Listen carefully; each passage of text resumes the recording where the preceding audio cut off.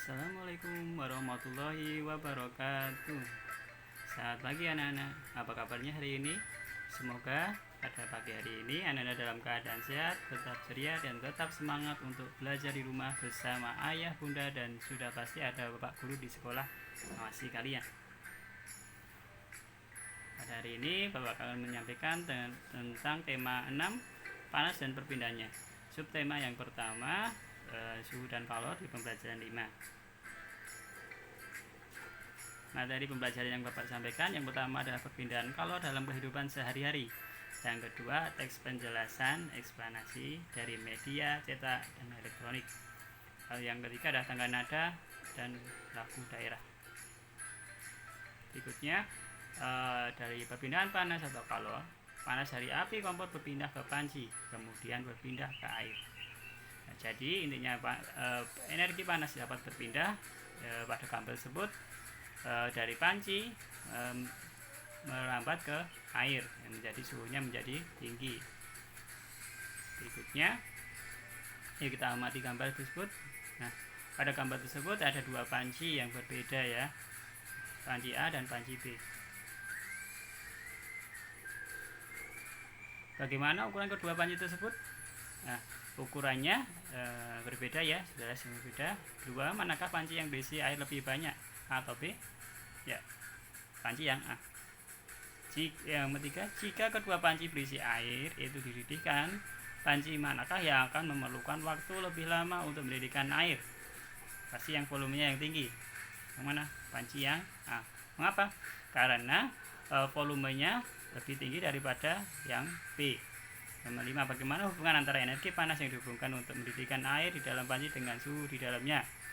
Ya, air mendidih pada suhu 100 derajat Celcius. Ya, hubungannya kalau air mendidih akan terjadi letupan-letupan air yang menandakan suhu air tersebut menjadi tinggi. Apakah kesimpulan yang kamu dapatkan dari di atas? Bahwasanya perpindahan panas dapat merambat melalui zat padat. Terus kemudian dapat bisa merubah zat yang perantaranya tersebut, ya, yaitu dengan panci yang panas merubah air yang menjadi mendidih.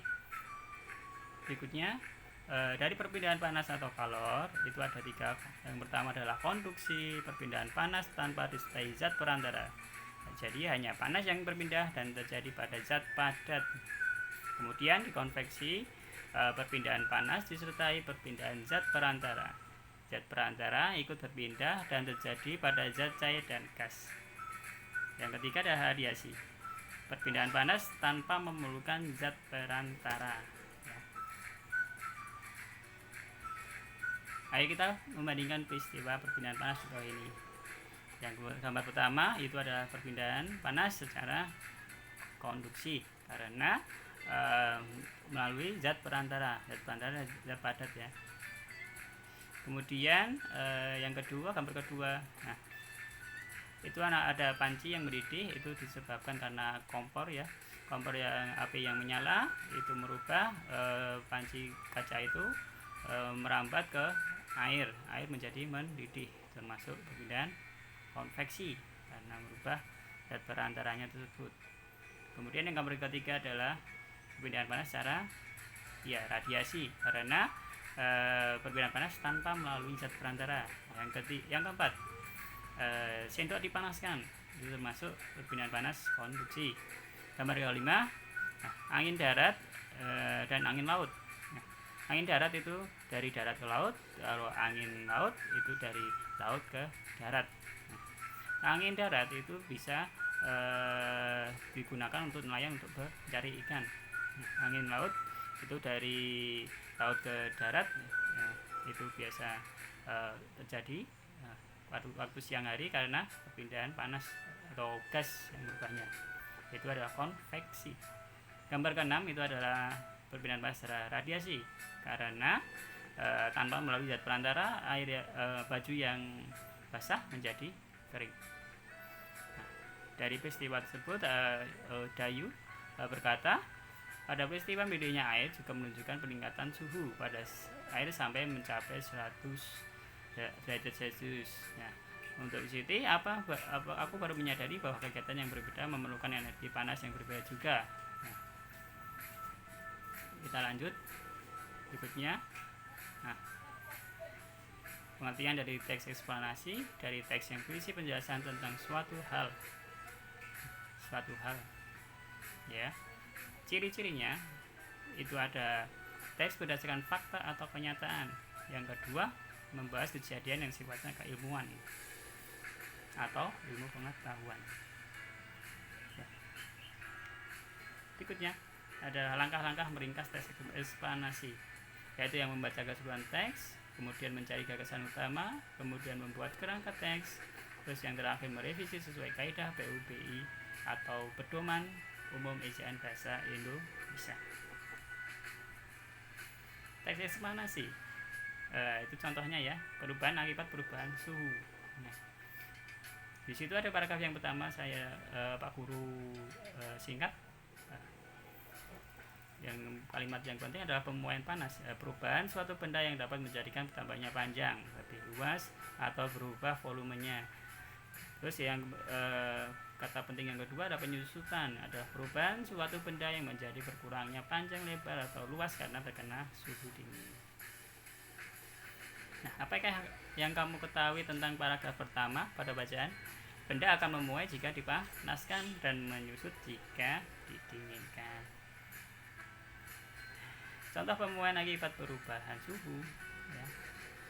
Itu ada kaca itu diberi sela agar dapat memuai pemuaian pada siang hari karena panas, jadi siang hari.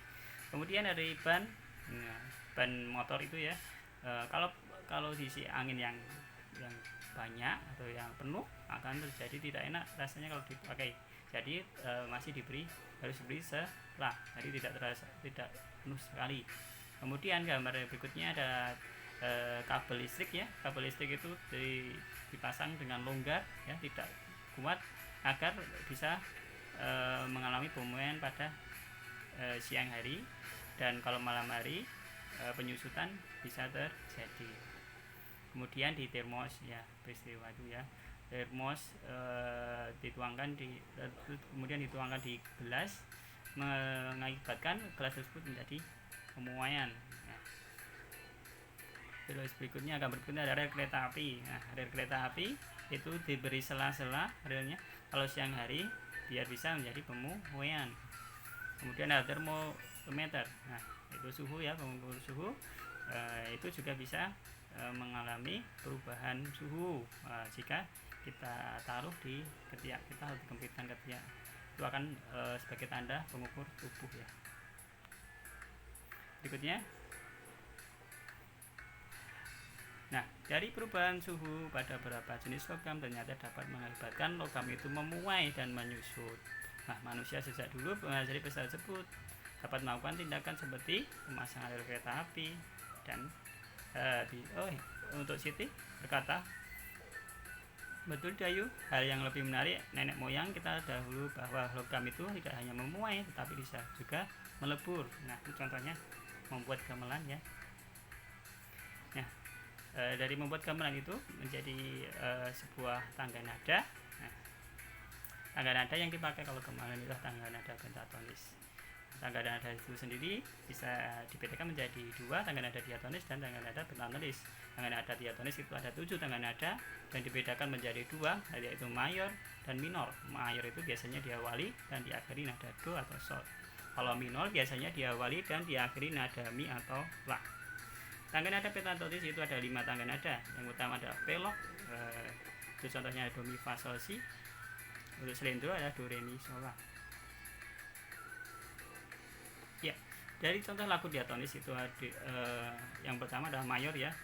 Mayor itu ada contohnya Indonesia Raya, Maju Tak Gentar, Masang Timur. Itu dari contoh tersebut timbul menyanyikan dengan rasa penuh semangat ya. Kalau minor itu contohnya adalah gugur bunga, terima kasihku, syukur. Itu menyanyikan dengan rasa sedih atau khidmat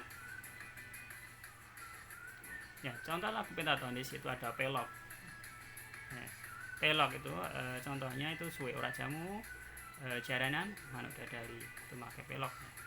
Kemudian selendro itu contohnya lir-ilir, karapan sapi, dan ondel-ondel. Nah, sekian pembelajaran pada hari ini dari Bapak, semoga bermanfaat. Assalamualaikum warahmatullahi wabarakatuh.